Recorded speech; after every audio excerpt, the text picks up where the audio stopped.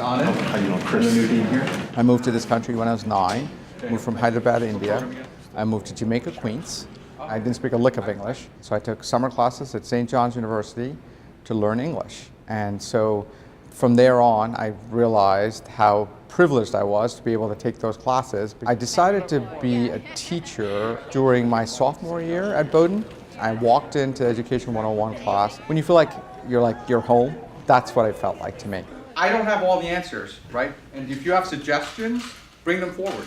Upon graduation from Stanford, I could have chosen to teach at any school I wanted to, but I chose to work in a low-income school district where I taught ESL classes as well as AP classes, because I knew the kids that I'm serving don't usually traditionally have access to the resources that some other people may have. And so for me, I want to be able to promote equity, and this was my way of doing that. And so that's been the driving force for my career.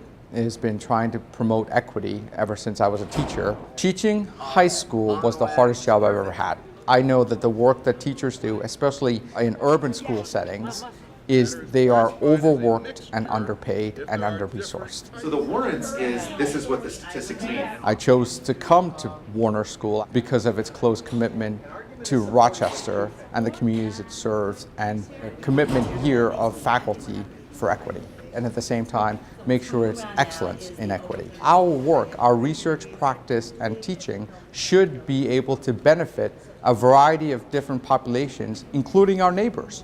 And so what we have, for example, at the East EPO and the Center for Urban Education Success is, I think, a great model to think about how do you use that to improve a local community that needs some resources to help all community members succeed.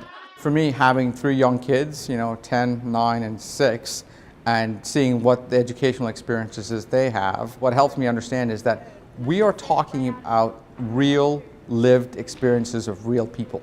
And so that's why it's more important, ever more important, for us to focus on promoting equity and excellence that affects positively the lives of those students, their families, and the larger community itself. So each of you could focus on different aspects of identity. I think the future for Warner is very bright. Some of the rigorous research that we do here is something that is not being done elsewhere. The partnerships that we have here and the focus on local communities is not being done elsewhere. Part of the reason I'm here is that the faculty, the staff, and the students are committed to moving the institution forward from already the great shape it's in now, but we can make it ever better.